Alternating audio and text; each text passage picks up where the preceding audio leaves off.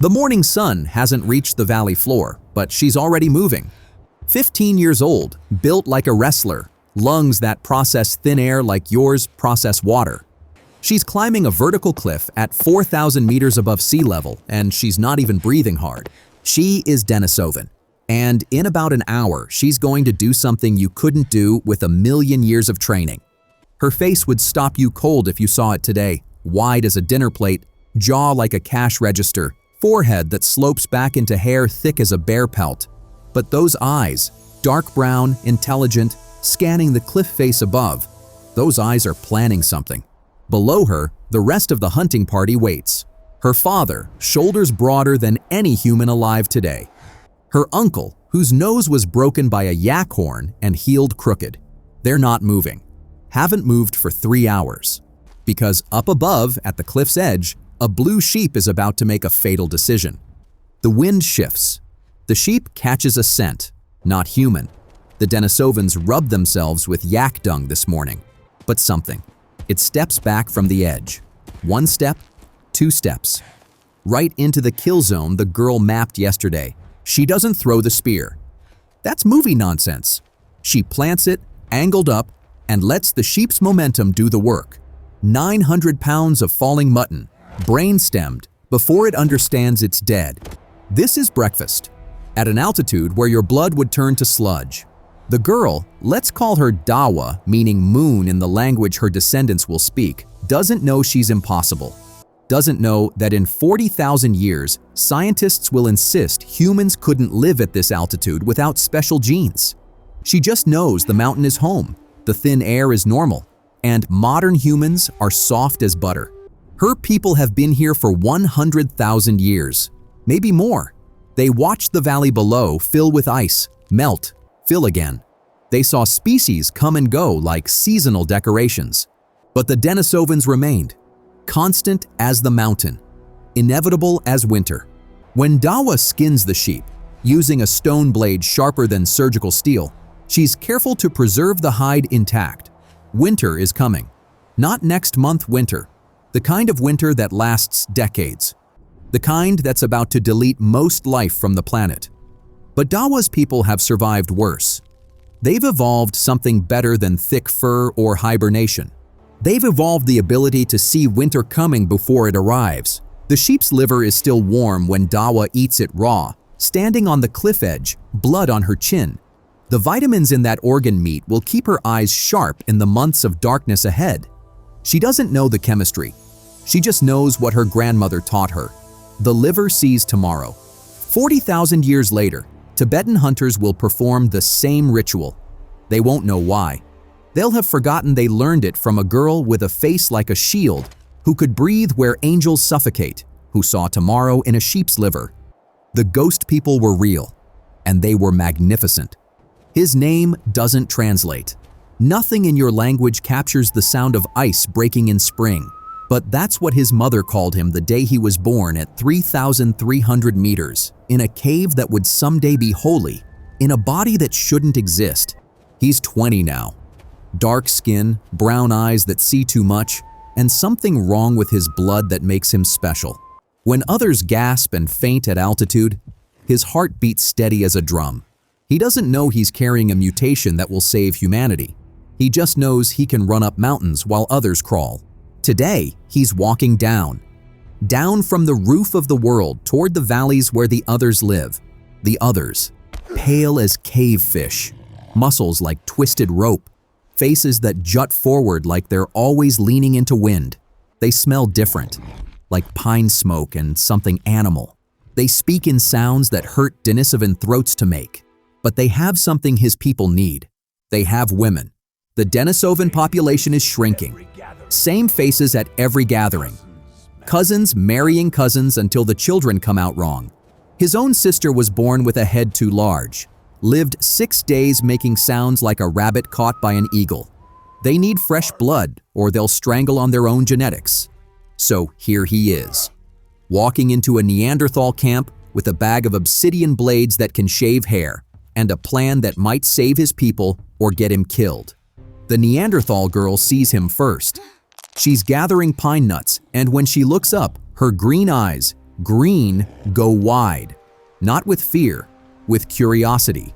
He's nothing like the blocky males of her tribe. He's tall, lean, with that strange wide face and skin like burnished wood. He offers her an obsidian blade. Handle first. The edge is so sharp it seems to disappear when viewed straight on. She takes it, tests it on a piece of leather. It parts the hide like thinking about cutting. She smiles. Her teeth are huge, but the smile is real. 3 months later, they're sharing a fire in a neutral cave. Neither Denisovan territory nor Neanderthal. Just a place between worlds where impossible things become possible. She's pregnant, though neither knows it yet. The child growing inside her will be something new. Something biology says can't happen. Part Denisovan, part Neanderthal, pure miracle. The boy, let's call him Changpa, meaning wolf, teaches her about altitude, how to breathe from the belly, how to recognize the headache that means death is coming, how to read weather in the way birds fly.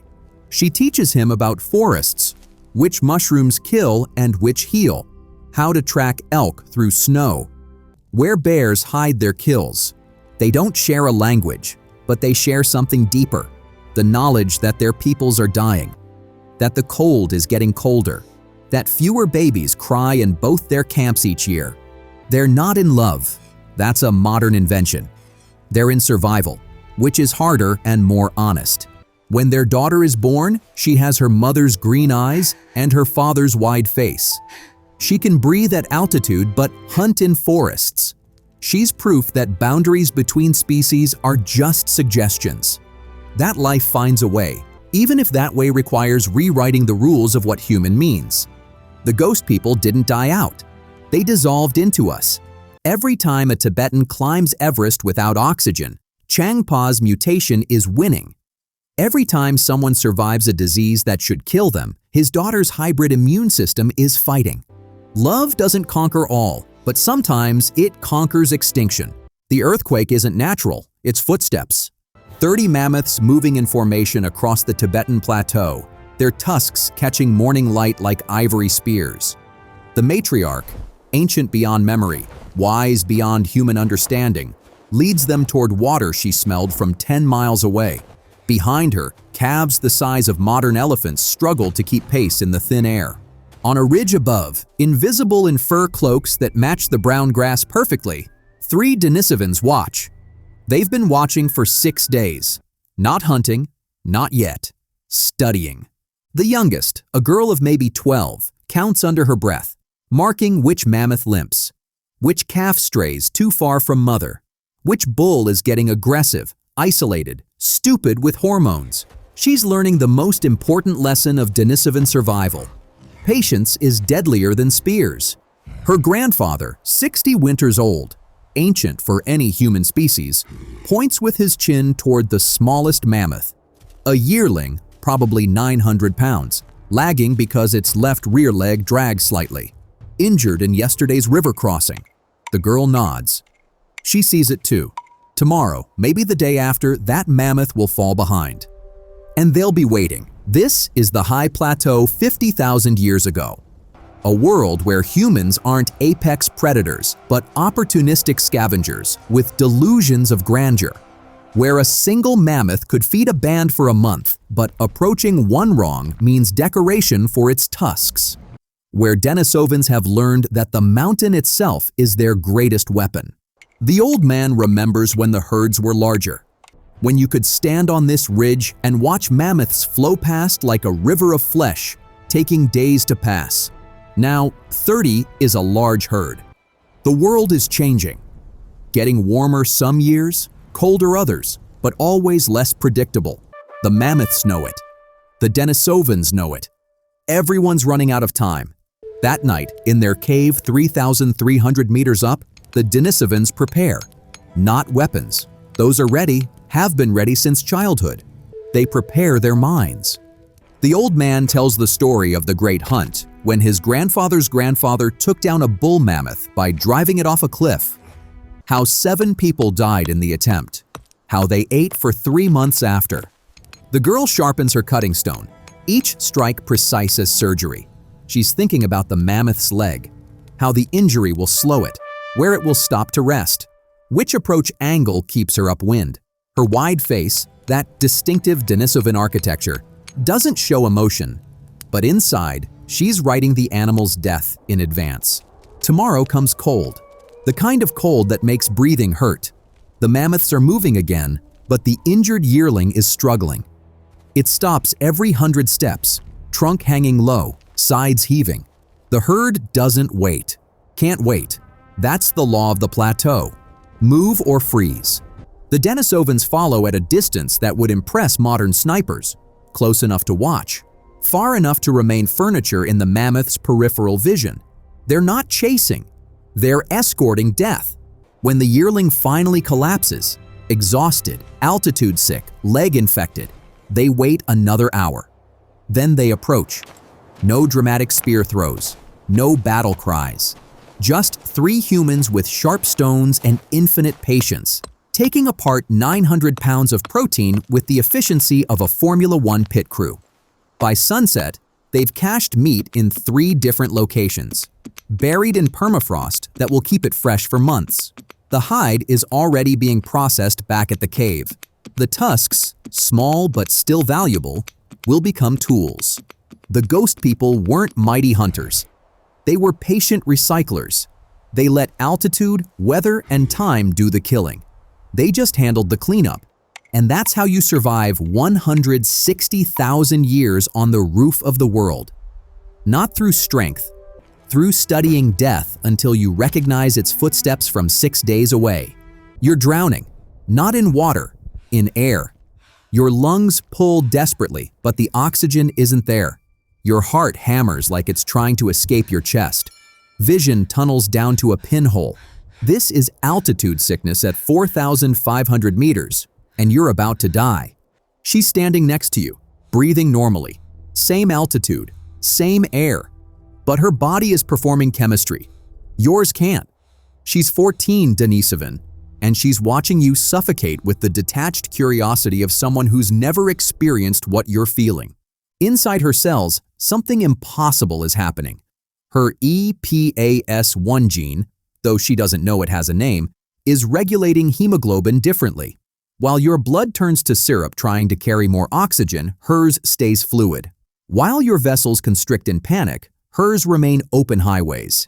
But here's the beautiful paradox. Her ancestors didn't have this mutation. The first Denisovans who climbed to these heights 160,000 years ago were probably suffering like you, gasping, dying, watching their children turn blue in the night. Yet they stayed. Generation after generation, they stayed. And somewhere in those millennia of suffering, in the endless cemetery of altitude-killed children, one was born different, wrong, broken in exactly the right way. That child could breathe where others couldn't. That child lived to have children. Those children carried the gift forward, evolution written in gasps and graves. The girl watching you die doesn't know she's a miracle. She just knows the mountain is home and you lowlanders are weak as wet paper. She's seen it before. Traders from the valleys who climb too fast, hunters who chase prey into the death zone, refugees from tribal wars who think altitude means safety. They all make the same sounds. Wet breathing like water in lungs. Moaning that starts low and goes high. The final silence that means the mountain has collected another skull for its collection. She could help you. Her people know treatments, teas from rhodiola root, positions that ease breathing, pressure points that sometimes work. But you're a stranger, and strangers are dangerous. Your people have weapons her people haven't imagined. Your diseases could delete her entire bloodline. So she watches, learning. Your fingers are turning purple. That's interesting. Denisovan fingers don't do that. Your lips are blue. She's never seen that color on human skin before. You're crawling now trying to go downhill, but you've lost direction. You're actually climbing higher. The mountain is patient. It doesn't chase, doesn't strike. It just removes oxygen one molecule at a time until mathematics wins. But then something unexpected happens. You pull out something she's never seen, a small bag of leaves. Coca. You chew them desperately, and slowly, incredibly, your breathing eases. Not much, but enough. You're adapting through chemistry what her people adapted through genetics. She steps closer, makes a sound, not threatening, just acknowledging. You look up with eyes that have seen death's door and stepped back. She points downhill, the universal gesture for "that way, idiot." You nod, stumble to your feet, and begin descending. But before you go, you offer her some of the leaves. She takes them, sniffs, tastes cautiously. They're bitter but interesting. Her people might find use for these. This moment, repeated across centuries, across mountain ranges, across genetic distances, is how humanity shared survival. Not through conquest, but through chemistry. Not through replacement, but through recipes. The Denisovan girl doesn't follow you down. Her world is up here where air is theoretical and survival is art. But she remembers the leaves. Remembers that lowlanders have tricks too. Maybe, she thinks, watching you stumble into the safer altitudes below. Maybe there's something to learn from the weak. That thought will save both your species. Eventually. The paintings move in the firelight. A mammoth charges across the limestone, its tusks sweeping toward you. Horses gallop in perfect anatomical detail. A rhinoceros, wrong for this altitude, wrong for this climate, stands frozen mid-charge. These aren't decorations, they're memories. And the Denisovan artist painting them is trying to capture something that's already gone. He's old, 45, maybe 50. His hands shake from age, not cold. He's lived in this cave at 3,300 meters since birth.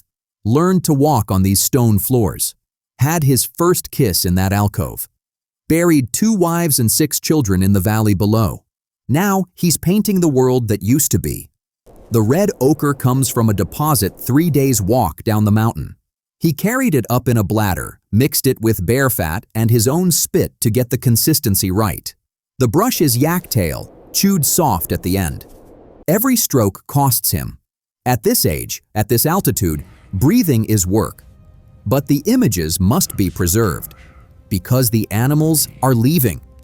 When he was young, you could stand at the cave mouth and watch rhinos grazing in the valley. Actual rhinos. Now they're gone 10 years. The horses left when he was 30. The mammoths are down to small family groups that pass maybe once a season. The world is emptying, and he doesn't know why. Climate change, we'd say. Extinction event. Ecosystem collapse. He just knows the mountain is lonely. In the deepest part of the cave, where you have to crawl through a passage that scrapes your back, where the air is so thin even Denisovans struggle, he's painted something else. Handprints. Dozens of them. His hand, his wife's hands, his children's hands, including the ones who died as infants. They're tiny prints made by pressing their dead palms against the stone, while the ochre was blown around them. "We were here," the hands say. "We mattered." But the newest painting is different. It shows creatures he's only heard about from traders.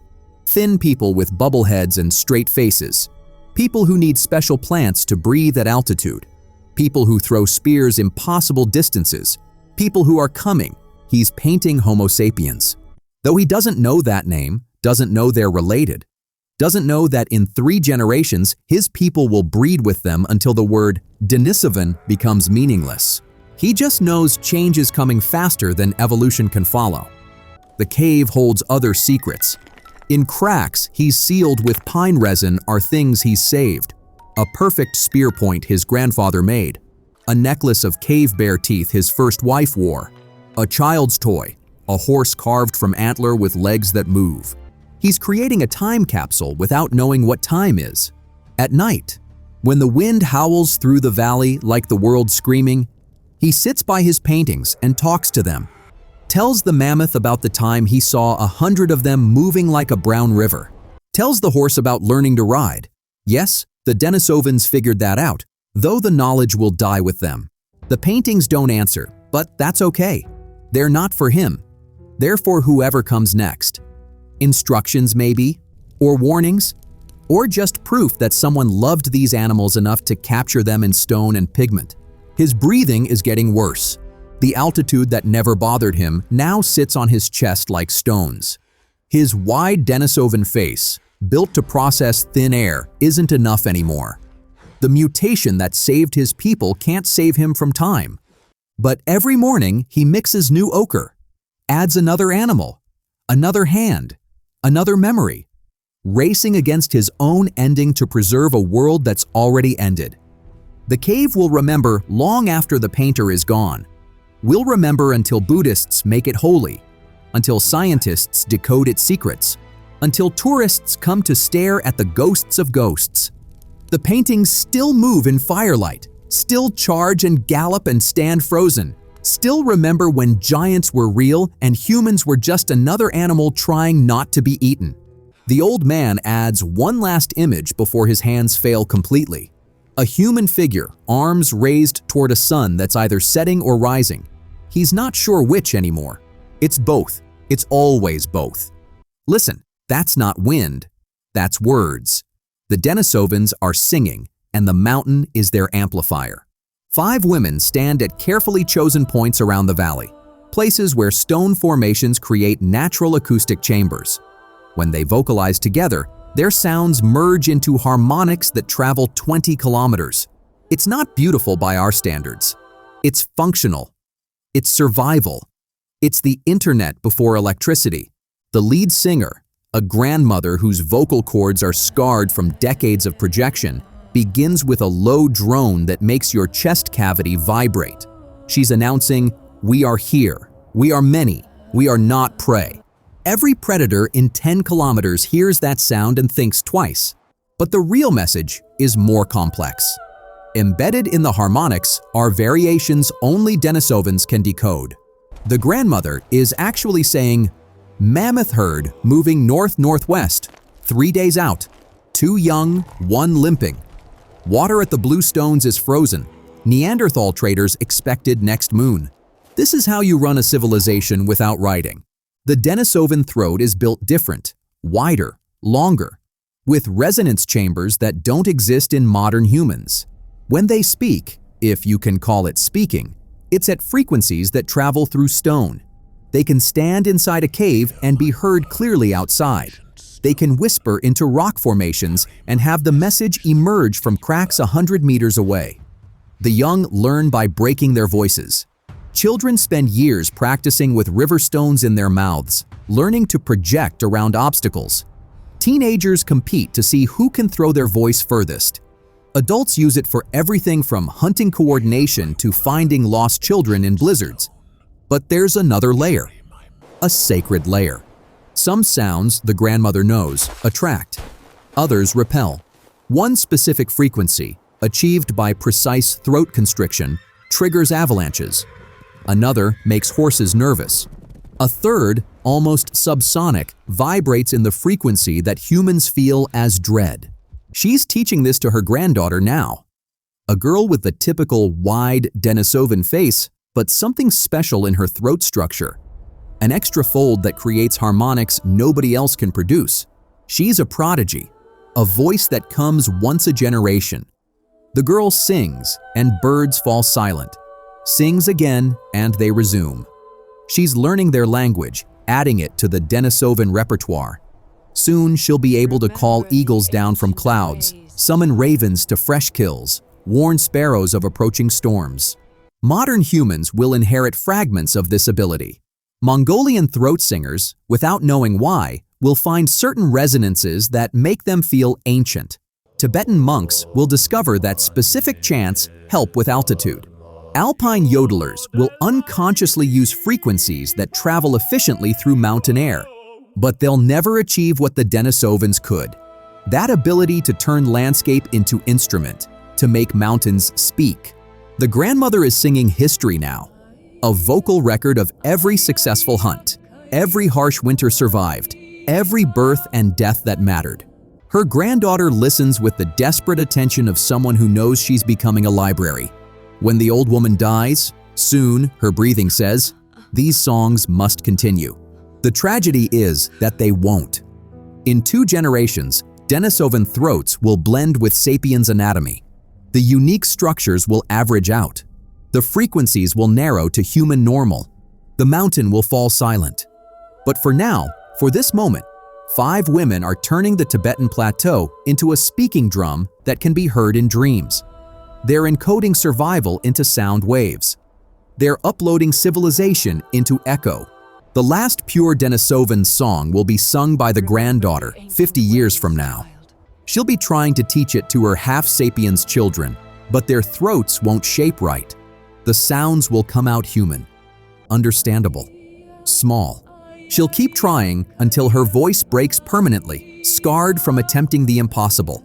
Then she'll fall silent, taking the language of wind with her into whatever silence waits for extinct species. The mountain still echoes sometimes. Hikers report voices where no one is speaking, sounds that aren't quite wind, aren't quite human. The rocks remember the frequencies even if the throats that made them are gone. Listen. Do you hear it? That's not wind. That's the ghost people, still trying to tell us something we no longer have the ears to hear. The gathering happens once a year when the moon is full in what we'd call September. 3 Denisovan bands converging at the ancient meeting ground, a valley where hot springs keep the ground warm even at 4,000 meters. This year is different. This year, only 2 bands show up. The eastern band is gone. Nobody knows what happened. Disease? Avalanche? Absorbed by those strange new people with the straight faces? Doesn't matter. Their absence is a hole in the world. 43 Denisovans remain, total, on the entire plateau. They don't know they're the last. How could they? But they feel it in the mathematics of mating. The same faces every year. Cousins eyeing cousins with resignation rather than desire. The children, when they come at all, increasingly wrong. Too small, too weak. Too many dying before they walk. But tonight, they dance. The old man with the withered arm starts the rhythm, beating a mammoth shoulder blade with a thigh bone. The sound is deep, travels through your skeleton before it reaches your ears. Others join. Turtle shells filled with pebbles, dried gourds, stones click together in patterns older than memory. The dancers paint themselves with red ochre mixed with yak butter until they gleam in firelight. Men and women, children and elders, moving in circles that tighten and release like a heart beating. This isn't celebration. It's physics. The dance generates heat, keeps bodies warm in the alpine night. But watch the faces. They're not joyful, they're determined. A young woman, perhaps the last fertile Denisovan female on Earth, dances at the center. Every male watches her with desperate hope. She's 17, should have had 3 children by now. But her body refuses. Or maybe it's the men. Too closely related. The genetic math failing. She chooses a partner for the night. A tall man from the other band, least related to her of all the options. They disappear into the darkness beyond the fires. Everyone pretends not to notice. Everyone prays to whatever Denisovans pray to. In 9 months, she'll birth a daughter. But the child will be strange. Too small. Breathing wrong. Dead by winter. The dancing continues until dawn. Has to. It's not just tradition, it's defiance. Every step says we're still here. Every beat declares we matter. Every voice raised in song insists we're not done yet. But they are. An old woman, the keeper of memories, recites the genealogies. Names going back 20 generations. Places that no longer exist. Peoples who vanished. She's teaching it to a boy who won't live long enough to teach it to anyone else. They both know this, but they continue the lesson anyway. What else is there to do? As the sun rises, cutting through the mountain mist, the bands prepare to separate. They'll meet again next year. Same place, same moon. Except they won't. The western band will lose 6 to winter. The northern band will simply vanish, absorbed or dead. Nobody will know. The last gathering will be 17 people pretending to be a civilization. But that's next year. This morning, 43 Denisovans stand in a circle, hands linked, foreheads touching. They're sharing breath, mingling the air in their lungs, becoming one organism for just this moment. It's their goodbye ritual, but this time, it feels different. Final. The young woman who danced at the center watches them disperse. She's carrying death in her womb but doesn't know it yet. She's the future that won't happen, the mother of endings. As the bands walk away in opposite directions, their singing echoes off the mountains. Those unique Denisovan harmonics that turn valleys into cathedrals. The sounds blend and fade until you can't tell where one voice ends and another begins. Until you can't tell if you're hearing singing or wind. Until silence. The hot springs still bubble, still keep that ancient meeting ground warm. Tibetan herders sometimes camp there, wondering why the place feels holy, why they dream of dancing shadows, why the wind sounds like singing in a language that never existed. The ghost people danced until the very end, danced against the mathematics of extinction, danced because stillness meant accepting defeat. They lost anyway, but for one more night, at 4,000 meters, in a valley warmed by the Earth's heart, they moved to rhythms older than our species. They were magnificent in their defiance, beautiful in their doom. The last dance ended at dawn. The music never really stopped. She shouldn't exist. Her mother is Denisovan, wide face, powerful build, lungs that treat thin air like syrup. Her father is something else, Homo sapiens, bubble-headed, weak-bodied, but clever in ways that make survival look easy. The child is both, and neither. She's the future, but nobody knows it yet. She's 6 years old, playing at 3,800 meters while her cousins gasp for air. Her face is narrower than her mother's, but wider than her father's. Her lungs carry the Denisovan gift, that EPAS-1 variant that makes altitude irrelevant. But her brain sparks with sapiens creativity, seeing patterns her mother's people miss. The Denisovans call her wrong blood. The sapiens band her father came from would call her mountain demon, but her parents just call her Pima, lotus, because she bloomed from mud. She's the only one of her kind, but not for long. Watch her solve problems. When the traditional Denisovan hunting fails, the herds have learned their patterns after 100,000 years.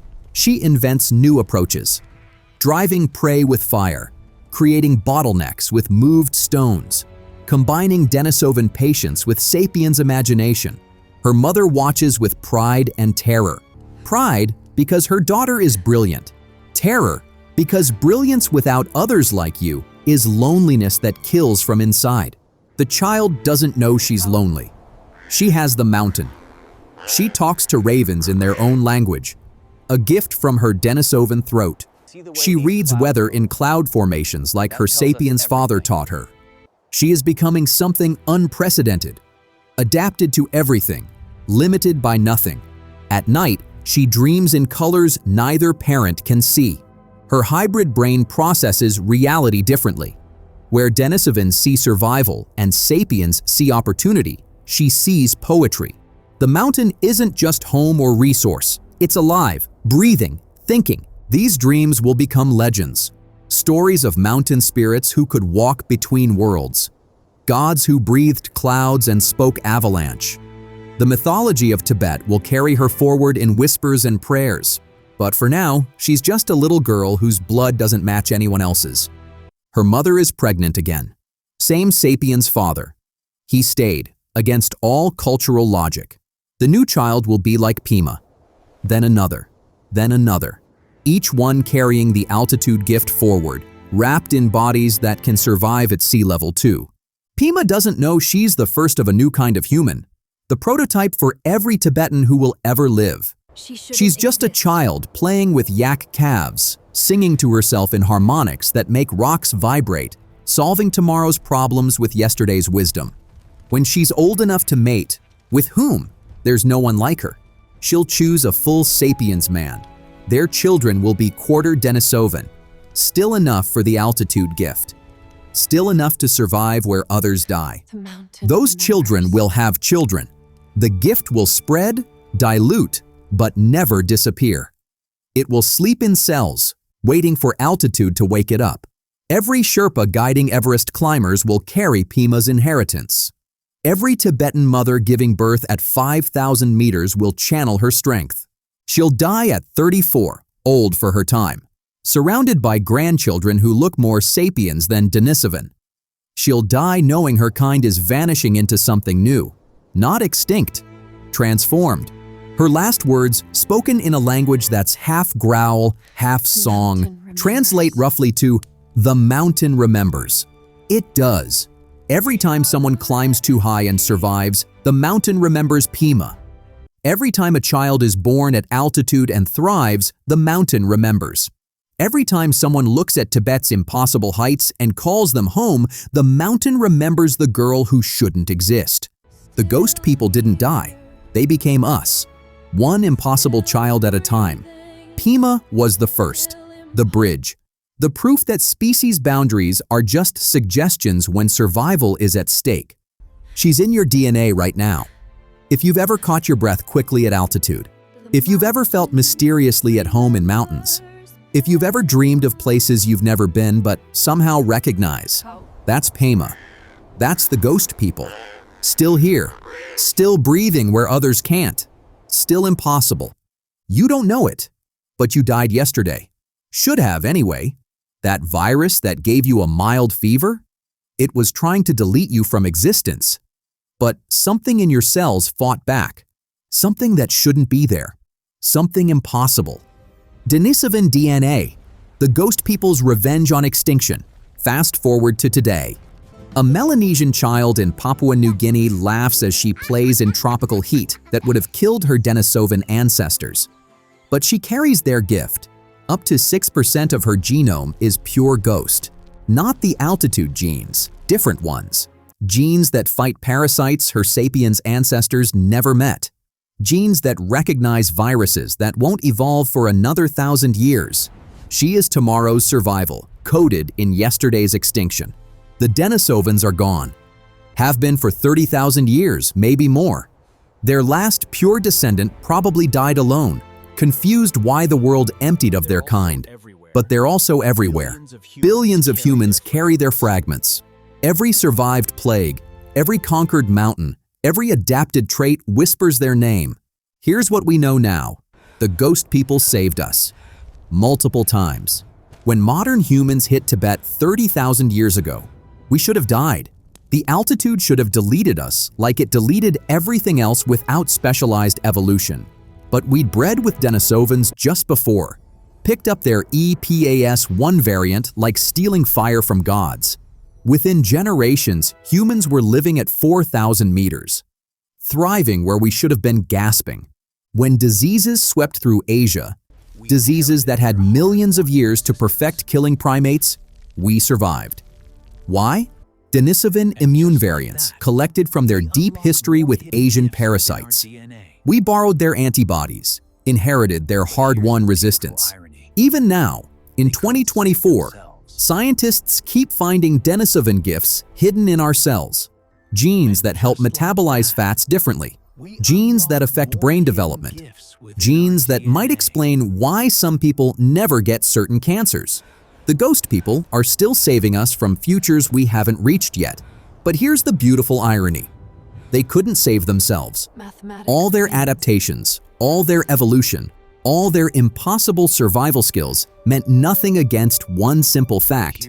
There weren't enough of them. When populations drop below critical mass, mathematics wins. Every death is a library burning. Every failed pregnancy is a future canceled.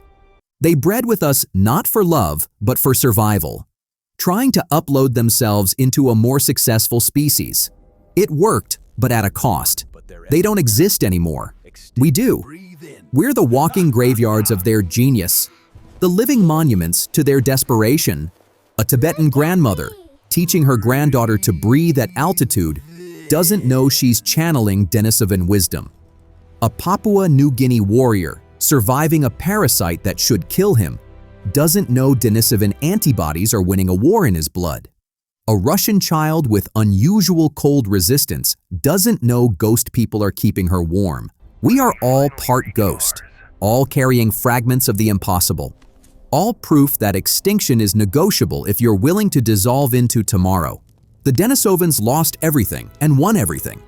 They died as themselves, but live as us. Every human victory at altitude, every survived disease, every impossible adaptation is their victory too. They're gone, but they're everywhere. Extinct but essential. When we finally reach Mars, living in domes with manufactured air, someone will survive the radiation better than others. Someone will adapt to the thin atmosphere faster. Someone will carry a mutation we don't understand yet. It will be Denisovan. Some ghost gift we haven't unwrapped yet. Some impossible adaptation waiting for its moment. The ghost people aren't done saving us. We just haven't reached all the futures where we'll need them yet. They knew. Somehow they knew. That's why they bred with us even as their world collapsed. They were uploading themselves into tomorrow, becoming essential to futures they'd never see. Every breath you take at altitude, every disease you don't die from, every impossible environment humans colonize. That's them, still here, still saving us. The ghost people didn't lose. They transformed victory into something we don't have a word for. They became the invisible foundation of human survival. They became necessary. They became eternal. And you, reading this with eyes that might carry their variants, breathing with lungs that might hold their adaptations, thinking with a brain that might spark with their patterns, you are their monument. You are proof that nothing truly dies. It just changes shape and keeps saving the world. The Denisovans are gone. Long live the Denisovans. They're in your blood, waiting for the next impossible challenge. And when it comes, you'll survive it with the strength of ghosts who refuse to let their genius die, even when their bodies had no choice. That's not extinction. That's evolution's greatest magic trick. The ghost people didn't disappear. They became us.